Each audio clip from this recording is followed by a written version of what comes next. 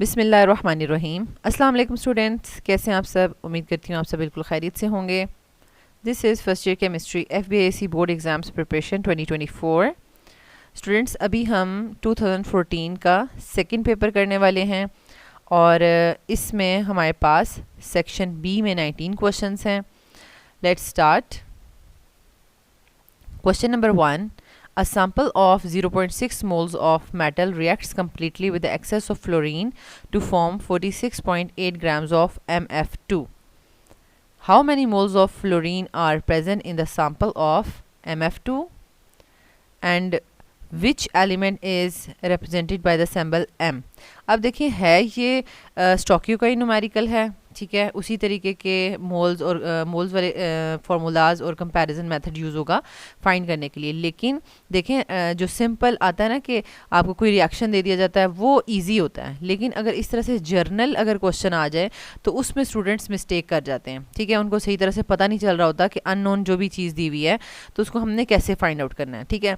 अगर कोई calcium hydroxide दिया हुआ है, अमोनियम हाइड्रोक्साइड दिया हुआ है, अमोनिया दिया है, क्लोरीन दिया है, तो वो ईजिली आप उसका मैस गिवन होता है, मोलर मैस फाइंड आउट करते हैं और मोल्स फाइंड आउट करके कंपैरिजन कर लेते हैं। लेकिन इस तरह का क्वेश्चन जो है वो आपने ध्यान से अंडरस्टैंड करना है, ठीक है। इसको मैंने पर्पल में इसलिए किया है क्योंकि स्टोक्यू के न्यूमेरिकल्स अब हर पेपर में आ रहे हैं, तो उसमें हमें बताने की जरूरत नहीं है कि 2013 के पहले पेपर में आया था, दूसरे में आया था, ठीक है। वो अब हर पेपर में रिपीट होते हैं, ठीक है। तो जब आपको स्टोक्यू के न्यूमेरिकल सॉल्व करना आ गए हैं तो इट मीन्स कि आप शॉर्ट, लॉन्ग और ऑब्जेक्टिव तीनों तरह के क्वेश्चन सॉल्व कर सकते हैं। तो स्टूडेंट्स, अब इसमें हम स्टार्ट करते हैं। बेसिकली आपके पास एक अननोन सैंपल दिया हुआ है, ठीक है, और उसमें आपको कहा हुआ है कि एक मेटल है जो कि फ्लोरीन, एक्सेस ऑफ फ्लोरीन के साथ रिएक्ट करती है। अब फ्लोरीन आपको पता है कि मॉलिक्यूलर फॉर्म में होती है, ठीक है, और वो MF2 बनाएगी, ठीक है। तो अब पहला क्वेश्चन क्या है कि how many moles of F are present in the sample of MF2, यानी MF2 में F कितने प्रेजेंट है, F, ठीक है। फ्लोरीन के एटम्स पूछे हुए हैं, ठीक है, F पूछा हुआ ना, तो वो हमने फाइंड आउट करना है और जो एलिमेंट M है अननोन, वो भी फाइंड आउट करना है, ठीक है। तो सबसे पहले हम क्या करेंगे कि हम इक्वेशन लिख ली, जैसे हमने मेटल को फ्लोरीन के साथ रिएक्ट करवाया, ठीक है। तो according to balance chemical equation हमारे पास एक, अगर हमारे पास मेटल का अगर 1 मोल होगा, ठीक है। असल में बेसिकली आपको स्टार्ट में मेटल के 0.6 मोल्स दिए हुए हैं, ठीक है।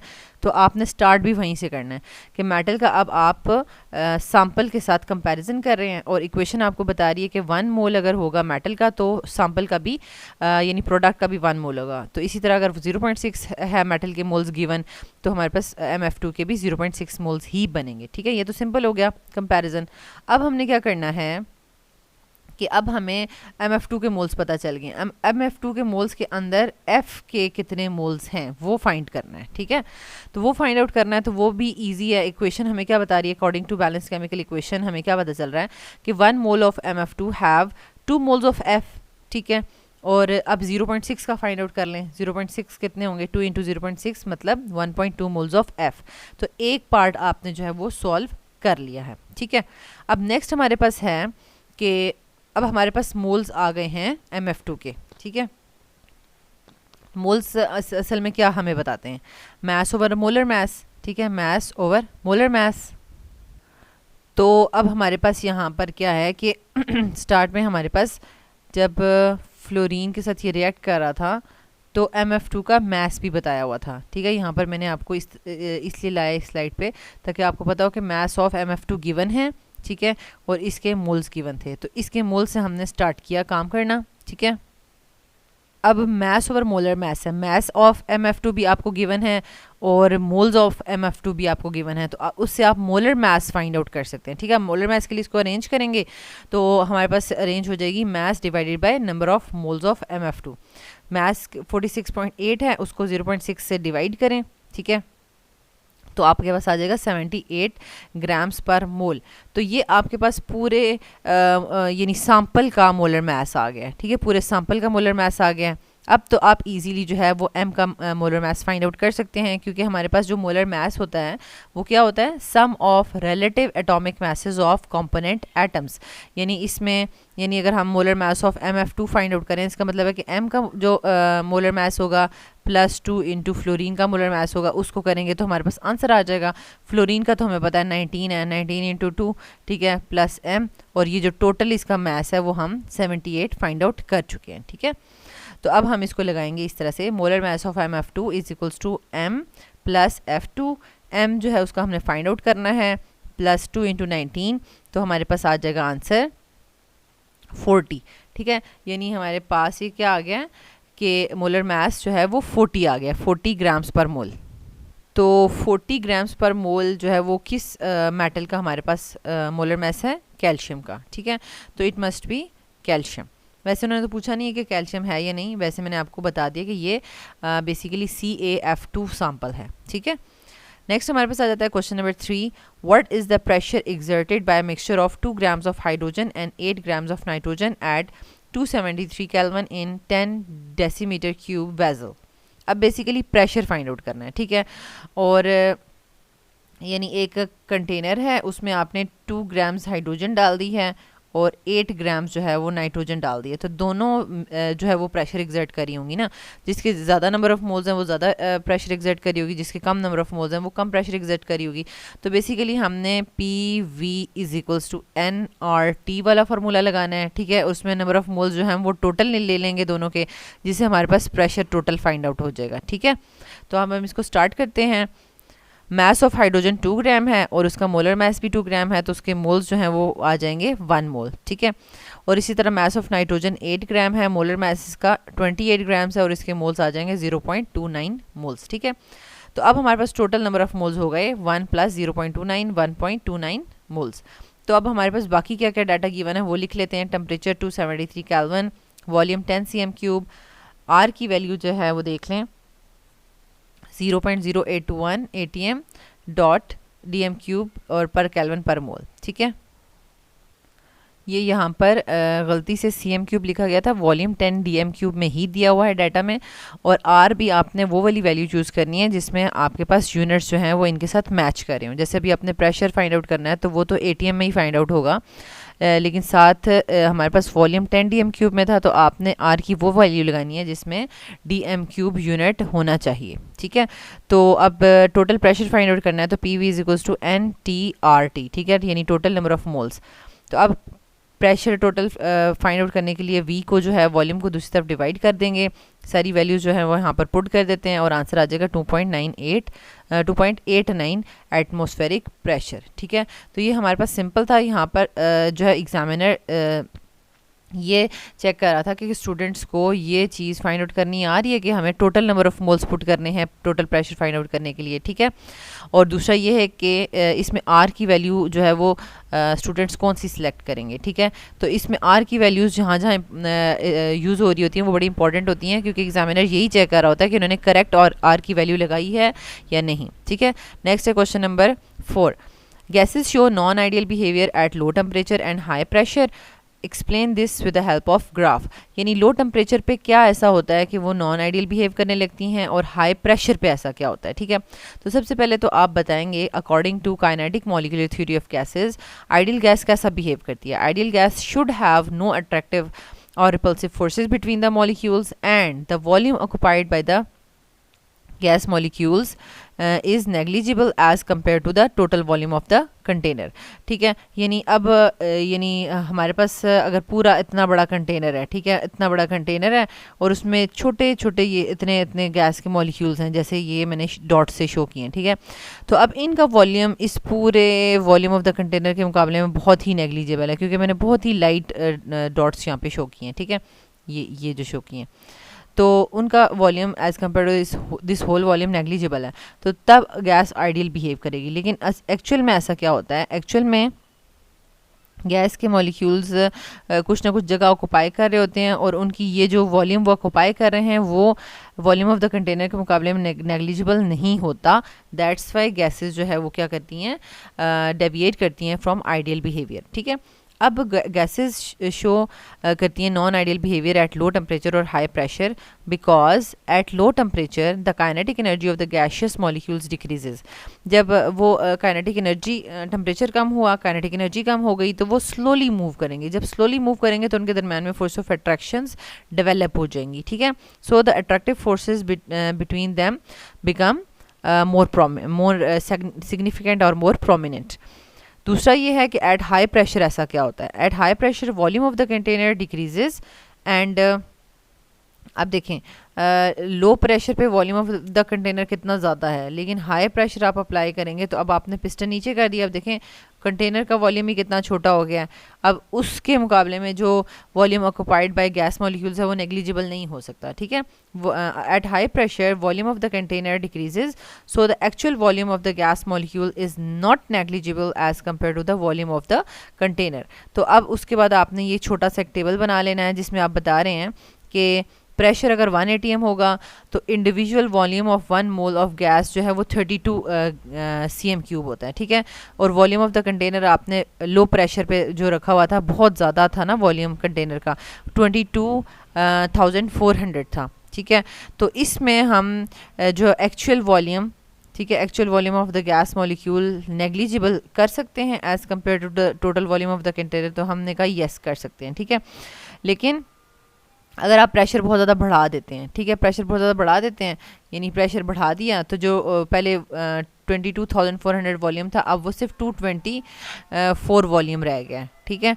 अब आप खुद ही देख सकते हैं कि 224 वॉल्यूम जो है वो 32 जो है 224 के मुकाबले में नेग्लिजिबल नहीं है, ठीक है। लेकिन 32 की वैल्यू जो है वो 22,000 के मुकाबले में काफ़ी नेग्लिजिबल है। तो अब हम यहाँ पर इसको कह रहे हैं कि individual volume of the gas molecule is not negligible as compare to the total of volume of the container at high pressure, ठीक है। तो ये स्टेटमेंट की फॉर्म में भी आप लिख सकते हैं और इसको आप इस तरह से टेबल की फॉर्म में भी लिख सकते हैं, ठीक है। फिर आपने जो है वो ग्राफिकल एक्सप्लेनेशन बतानी है कि ग्राफ की फॉर्म में असल में बेसिकली आपके पास जो इक्वेशन होती है P V is equals to N R और टी, ठीक है। और अगर आप एन के लिए इसको डिज़ाइन करें तो ये बनती है P we over R T, ठीक है। तो अगर आप 1 मोल ऑफ गैस लेते हैं तो ये P V over R T की वैल्यू आनी चाहिए 1, ठीक है। आइडियल गैस के लिए ये आनी चाहिए, ठीक है। अगर 1 मोल ऑफ गैस आपने एक कंटेनर में बंद की हुई है तो उसके प्रेशर को उसके वॉल्यूम से मल्टीप्लाई करें और डिवाइड बाय आर टी करें तो आपके पास जो P V over R T की वैल्यू है उसका आंसर 1 आना चाहिए, ठीक है। लेकिन हम जब ग्राफ ड्रॉ करते हैं तो हमें पता चलता है ये देखें ये है P we over R T की वैल्यू 1 ये है, ठीक है, ये 1 है। लेकिन अब हमारे पास बहुत सारी जो गैसेस हैं वो क्या करती हैं, नॉन आइडियल बिहेव करती हैं। तो अब हीलियम जो है, हीलियम भी आइडियल बिहेव करते करते करते थोड़ी सी नॉन आइडियल हो गई एट हाई प्रेशर। प्रेशर जैसे जैसे बढ़ता जा रहा है नॉन आइडियल होती जा रही है। इसी तरह हाइड्रोजन भी और नाइट्रोजन भी पहले नेगेटिव इसने कर्व शो किया और फिर इस तरह से गई, ठीक है, नाइट्रोजन। और सबसे ज़्यादा जो है कार्बन डाइऑक्साइड ने जो है वो नॉन आइडियल बिहेवियर शो किया। अब जब हमने यही गैस, इसी गैस को 0 डिग्री सेंटीग्रेड से 100 डिग्री सेंटीग्रेड पे ड्रॉ किया तो आप देखें बहुत सी गैसेस ने जो है हाई टेम्परेचर पर उनके दरम्यान में जो फोर्स ऑफ अट्रैक्शन थी वो कम हो गई और उन्होंने आइडियल बिहेवियर के करीब करीब वो जो है वो शो कर रही हैं, ठीक है। जैसे कि अब हीलियम जो है पहले कितना ज़्यादा दूर था आइडियल से, लेकिन अब थोड़ा सा करीब आ गया। इसी तरह हाइड्रोजन भी करीब आ गया और नाइट्रोजन ने जो नेगेटिव कर्व शो किया था वो नाइट्रोजन ने बिल्कुल नहीं शो किया और डायरेक्ट जो है वो उसने पॉजिटिव कर्व शो किया। और जो आपको कार्बन डाइऑक्साइड का शो हो रहा था इतना ज़्यादा नेगेटिव कर्व जो नॉन आइडियल बिहेवियर, तो वो भी अब बिल्कुल कम होकर और कम हो गया, ठीक है। तो इट मीन्स कि अगर हम बिल्कुल लो प्रेशर पे रहें, ठीक है, लो प्रेशर पे रहें तो यहाँ पर लो प्रेशर पे गैस टोटली जो है वो आइडियली बिहेव कर रही होती है। लेकिन जब हम बहुत ज़्यादा प्रेशर बढ़ाते हैं तो ये जो है वो नॉन आइडियल होती है, ठीक है। और इस दोनों कर्व से आपको टेम्परेचर का भी डिफरेंस पता चल रहा है कि कम टेम्परेचर पे गैस जो है वो ज़्यादा नॉन आइडियल बिहेव करी है और हाई टेम्परेचर पे आइडियल बिहेव करी है, ठीक है, आइडियल के करीब करीब है। तो अब ग्राफिकल एक्सप्लेनेशन में आपने क्या पॉइंट्स लिखने हैं। Actually when the pressure is initially increased it pushes the molecules closer and intermolecular increases the intermolecular forces. जब प्रेशर बढ़ाते हैं ना तो उनके दरमियान में इंटरमोलिकुलर फोर्सेस जो हैं वो बढ़ जाती हैं. Due to these forces the volume of the gas shrinks more than that predicted for the Boyle's law. Boyle's law क्या कहता है, जब आप प्रेशर बढ़ाएंगे तो वॉल्यूम कम होगा. ठीक है, लेकिन अब क्या हुआ कि जितना कम होना चाहिए था ना उससे बहुत ज़्यादा कम हो गया. जैसे कि फॉर एग्जांपल अगर पहले 10 था और अब हमने प्रेशर बढ़ाया तो अब 5 होना चाहिए था ना, वॉल्यूम 10 से 5 होना चाहिए था, लेकिन 5 की बजाय वो 3 हो गया. क्यों? क्योंकि उनके दरमियान में फोर्स ऑफ अट्रैक्शंस थी गैसेस के दरमियान में, तो 5 के बजाय उन्होंने और ही कम कर लिया, और ज़्यादा करीब आ गए मॉलिक्यूल्स उनके. ठीक है, so this will decrease the value of PV over RT, जिसको हम कहते हैं कंप्रेसिबिलिटी फैक्टर. ठीक है, ये ऑब्जेक्टिव में भी आपसे पूछा जा सकता है कि इसको हम क्या कहते हैं. That's why gases do not show uh straight line. अब गैसेस इसलिए स्ट्रेट लाइन शो नहीं करती क्योंकि उनके दरमियान में फोर्स ऑफ अट्रैक्शंस होती हैं. तो जब हम प्रेशर बढ़ाते हैं तो उनका वॉल्यूम जितना कम होना चाहिए था उससे मज़ीद कम हो जाता है. ठीक है, and for the ideal gas के लिए तो PV ओवर RT की वैल्यू 1 होती है, लेकिन फॉर रियल गैस ये 1 के इक्वल नहीं होती. ठीक है, ये हमने ग्राफ की एक्सप्लेनेशन दे दी है. नेक्स्ट है हमारे पास question number 5. Explain the following with reason. Water and ethanol can mix easily in all proportions. अब इसका आप आंसर लिखते हैं. ठीक है, वाटर एंड एथेनॉल सिंपल है, वाटर भी पोलर है, एथेनॉल भी पोलर है, दोनों में highly electronegative oxygen atoms present हैं, partial positive hydrogen atoms present हैं, तो पोलर भी हैं और हाइड्रोजन बॉन्डिंग भी शो कर रहे हैं, तो इस वजह से सारे के सारे कंप्लीटली मिजिबल हो जाएंगे. ठीक है, तो अब आप इसको 2 लाइन्स में कैसे लिखेंगे. Water and ethanol are miscible in all proportions because both are polar and have hydrogen bonding between their molecules. And the degree of hydrogen bonding in the solution is same as that in the pure liquid. यानी pure liquid में जिस तरह से high level की hydrogen bonding थी, तो solution में भी इसी तरीके से same degree of hydrogen bonding present है. ठीक है, और आपने इसको इस तरह से शो भी करना है. ये एथेनॉल है और ये वाटर है. ठीक है, एथेनॉल के CH3 CH2 और OH. ठीक है, ये आपने एथेनॉल शो किया हुआ है और फिर डॉटेड लाइन में हाइड्रोजन बॉन्डिंग शो करें. डॉटेड लाइन में जो है वो आप हाइड्रोजन बॉन्डिंग शो करेंगे और ये जो है वो हमारे पास वाटर का मॉलिक्यूल है. ठीक है, इसको इसी तरह से ही आपने लिखना है, बिल्कुल स्ट्रेट लाइन में नहीं लिखना, ये बेंट स्ट्रक्चर होता है वाटर का. नेक्स्ट है हमारे पास आ जाता है एक्सप्लेन विद रीजन का second part. Boiling point of HF is lower than that of water. ठीक है, अब इसमें अक्सर इस तरह से भी पूछा जाता है कि HF में फ्लोरीन की जो है इलेक्ट्रोनेगेटिविटी ज़्यादा है वाटर से, लेकिन वाटर का बॉइलिंग पॉइंट ज़्यादा है और जो है HF का बॉइलिंग पॉइंट कम है. ठीक है, तो इसको हम किस तरह से लिखेंगे. This is due to extensive hydrogen bonding between water molecules as compare to HF.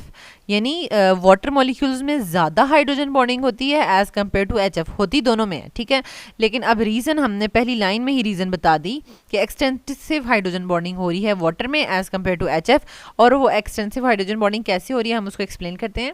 Because fluorine can make only 1 hydrogen bond with hydrogen of the neighbouring molecules.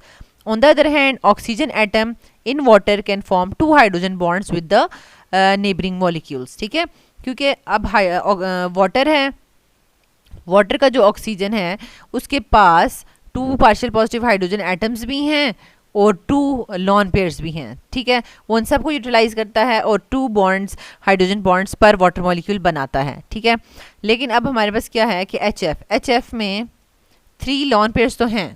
ठीक है, 3 लॉन पेयर्स तो फ्लोरीन के पास हैं, लेकिन एक पार्शियल पॉजिटिव हाइड्रोजन एटम होने की वजह से HF जो है वो नेबरिंग मॉलिक्यूल के साथ सिर्फ एक हाइड्रोजन बॉन्ड बना सकता है पर मॉलिक्यूल. ठीक है, तो ये आपने इसको इसी तरह से लिखना है. और ये वाटर की और ये HF की जो है वो जिगजैग स्ट्रक्चर आपने ड्रॉ भी करनी है. ठीक है, अब HF की आप नोट कर लें, आपने इससे नहीं बनानी HF. ठीक है, ये इस तरह का जिगजैग नहीं है, सिंपल ऐसे करके जिगजैग नहीं है ये. ठीक है, इसमें देखें HF का ये मॉलिक्यूल है और उसके बाद फिर यानी आपको एक स्ट्रेट लाइन में 3 एटम्स नज़र आ रहे हैं, फिर एक स्ट्रेट लाइन में 3 एटम्स नज़र आ रहे हैं, फिर एक स्ट्रेट लाइन में 3 एटम्स, लेकिन यूँ स्ट्रेट लाइन में सिर्फ 2 एटम्स हैं, 2 एटम्स हैं, 2 एटम्स हैं. ठीक है, तो इस चीज़ को आपने ध्यान में रख इसको ड्रॉ करना है. नेक्स्ट है question number 6. Why is the heat of sublimation greater than that of heat of vaporization of a substance? ये as it is repeat हो गया है, 2013 के फर्स्ट पेपर में था. नेक्स्ट है question number 8, right postulates of Planck's quantum theory of radiations. ठीक है, अब इसके 4 पॉस्टुलेट्स हैं, सिंपल। ठीक है, अंडरस्टैंड कर लें और फिर अपने पास हिंट्स रख लेंगे, इसके बाद ये पॉइंट लिखना है और उसके बाद ये पॉइंट लिखना है। ठीक है, साथ ही हमने पहले लिख लिया 1900 में मैक्स प्लैंक ने ये पॉस्टुलेट्स दिए थे। सबसे पहला क्या है, energy is not emitted nor absorbed continuously. ठीक है, यानी वो कॉन्टीन्यूसली एमिट भी नहीं होती, एब्जॉर्ब भी नहीं होती। इट इज़ एमिटेड और absorbed in discontinuous manner in the form of wave packets called quanta. ठीक है, और अगर हम लाइट की बात करें, in case of light the quantum of energy is called photon. ठीक है, यानी वो जो एनर्जी का पैकेट होता है उसको हम फोटोन कहते हैं। तो ये कितना सिंपल सा पॉइंट था। सेकंड है कि ईच वेव पैकेट और quantum has a definite amount of energy, यानी हर जो पैकेट होता है एनर्जी का उसकी अपनी एक अमाउंट होती है। ठीक है, हर एक की एक डेफिनेट अमाउंट ऑफ एनर्जी होती है। सब जो पैकेट्स ऑफ क्वांटम हैं यानी एनर्जी पैकेट्स, सबकी एक जैसी अमाउंट नहीं होती। ठीक है, थर्ड पॉइंट है the amount of energy of the quantum is directly proportional to the frequency of radiations by the equation, यानी इस इक्वेशन से ये जो एनर्जी है फ्रीक्वेंसी ऑफ रेडिएशन के साथ जो है रिलेशनशिप इसका बनता है। यानी अगर आपके पास जो रेडिएशंस हैं उनकी फ्रीक्वेंसी हाई है तो उसकी एनर्जी भी हाई होगी, और अगर फ्रीक्वेंसी लो है तो एनर्जी भी लो होगी। फ्रीक्वेंसी क्या होती है कि एक सेकंड में एक पॉइंट से, यानी अगर मैंने ये पॉइंट सेलेक्ट किया है तो एक सेकंड में इस पॉइंट से कितनी वेवलेंथ पास होंगी। तो अगर इतना बड़ा वेवलेंथ है तो वेव जो है तो बिल्कुल छोटा सा पार्ट उसका वहाँ से गुजर सकता है, लेकिन अगर वेवलेंथ बहुत छोटी है, ठीक है, और फ्रीक्वेंसी हाई है तो वेवलेंथ छोटी है तो एक सेकंड में एक उस पॉइंट से मैक्सिमम नंबर ऑफ या ज़्यादा नंबर ऑफ वेवलेंथ्स पास कर सकती हैं, तो उसको हम कहेंगे कि ये आपके पास फ्रीक्वेंसी है। ठीक है, एच यहाँ पर प्लैंक्स कांस्टेंट है, प्लैंक्स कांस्टेंट। ठीक है, उसकी वैल्यू है 6.625 इंटू 10⁻34 जूल सेकेंड। ठीक है, और लास्ट पॉइंट इसका है प्लैंक्स क्वांटम थ्योरी का, अ बॉडी कैन इमिट और absorb energy only in terms of integral multiples of a quantum, यानी इसमें NHV की फॉर्म में ये जो है वो एनर्जीज एब्जॉर्ब हो सकती हैं या इमिट हो सकती हैं। NHV का मतलब है कि यानी 1 HV के बराबर या 2 HV 3 HV, तो ये इंटीग्रल मल्टीपल्स ऑफ HV जो है वो एनर्जी एब्जॉर्ब या इमिट हो सकती है। ठीक है, तो ये सिंपल सी हमारे पास क्वांटम थ्योरी से रिलेटेड पॉइंट्स थे जिसको हम प्लैंक्स क्वांटम थ्योरी कहते हैं, यानी एनर्जी जो है वो कॉन्टीन्यूसली ना इमिट होती है ना एब्जॉर्ब होती है, in the form of packets जो है वो होती है, एब्जॉर्ब या इमिट होती है, जिसको हम क्वांटा कहते हैं, और इन केस ऑफ लाइट हम उसको फोटोन कहते हैं। ठीक है, और हर फोटोन या हर क्वांटम पैकेट जो है उसकी एक अपनी ख़ास एनर्जी होती है, और इस एनर्जी को फ्रीक्वेंसी के साथ इस इक्वेशन से रिलेट कर सकते हैं, E = HV, H is the Planck's quantum constant. ठीक है, और लास्ट में है कि अ बॉडी कैन इमिट और absorb energy only in terms of integral multiple of a quantum. ठीक है, यानी E = NHV, एन जिसमें हमारे पास चेंज हो सकता है।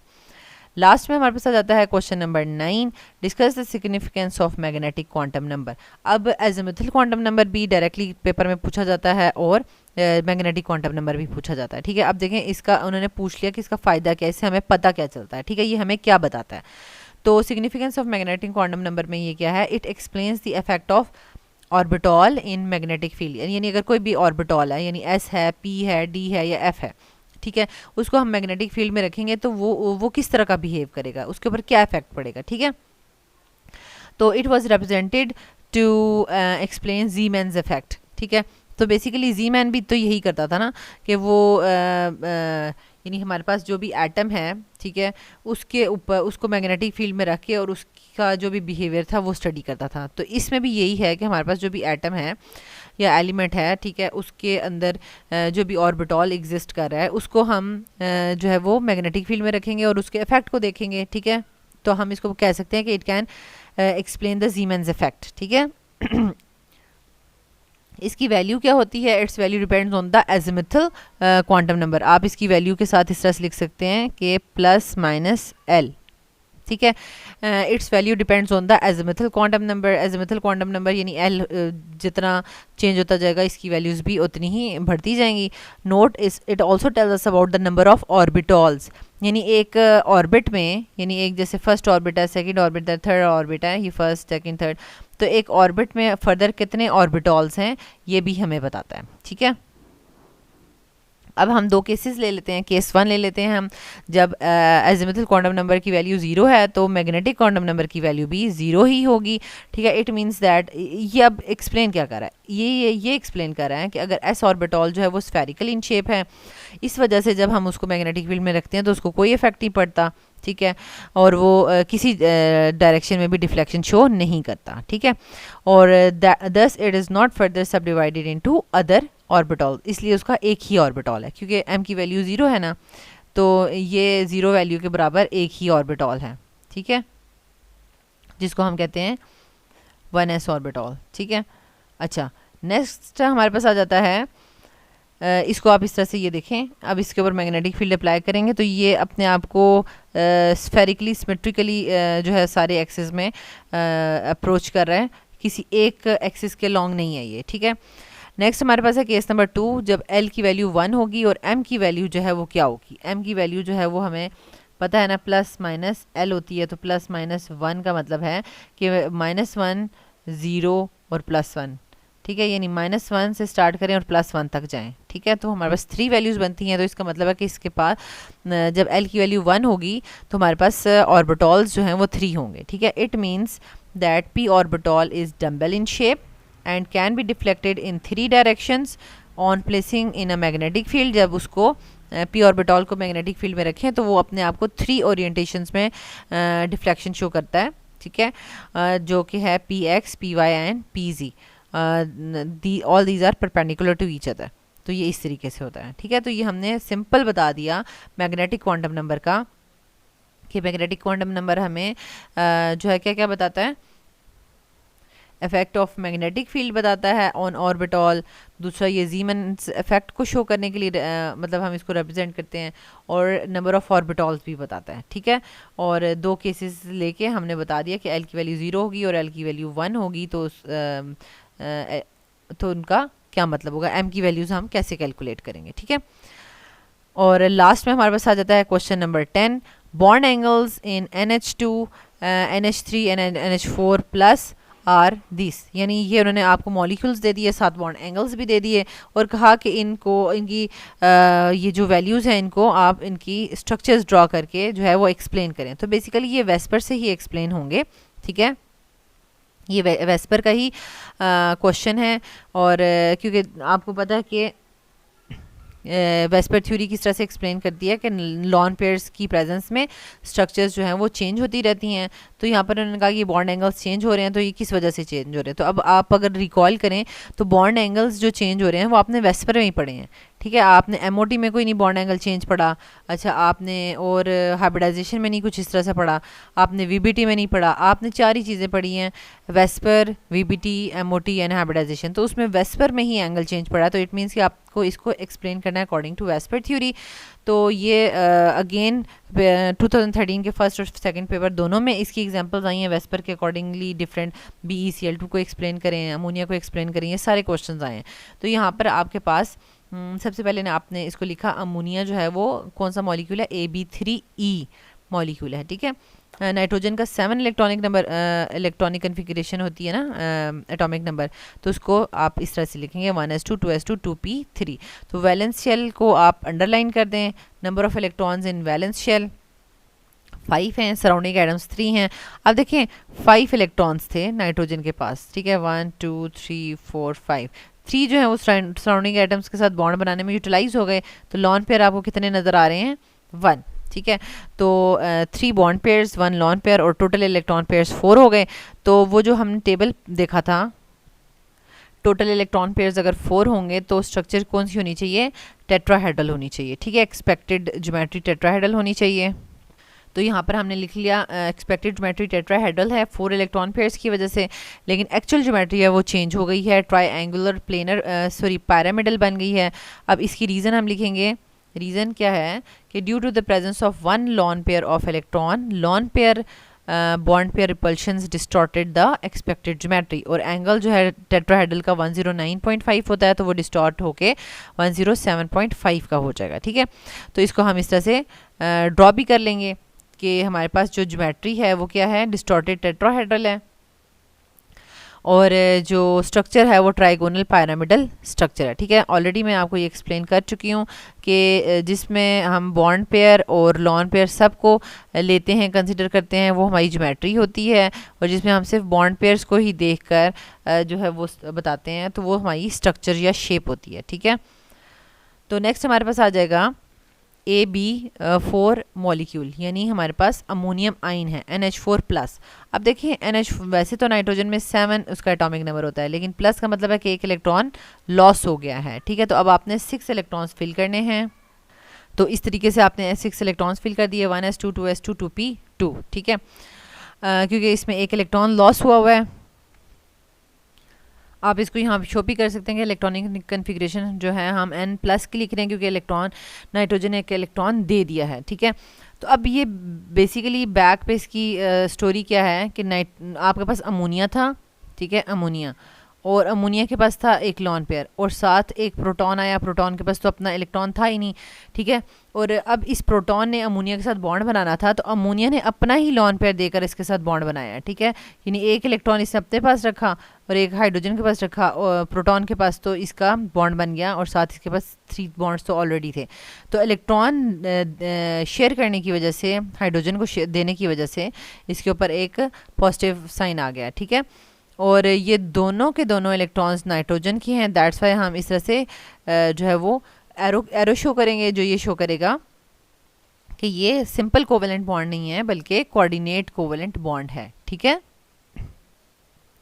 अब वैलेंस शेल अगर हम देखें, वैलेंस शेल हमारे पास कौन सा बनता है, वैलेंस शेल हमारे पास उसमें 4 इलेक्ट्रॉन्स बनते हैं। ठीक है, इलेक्ट्रॉन्स इन वैलेंस शेल 4 हैं, और सराउंडिंग एटम्स भी 4 हैं, जिसकी वजह से बॉन्ड पेयर्स 4 बनेंगे, लॉन पेयर कोई भी नहीं होगा, और टोटल इलेक्ट्रॉन पेयर्स 4 होंगे। टोटल इलेक्ट्रॉन पेयर्स 4 हों तो टेट्राहेड्रल ज्योमेट्री होती है। अब लॉन पेयर कोई भी नहीं है, जिसकी वजह से एक्चुअल ज्योमेट्री भी टेट्राहेड्रल ही होगी।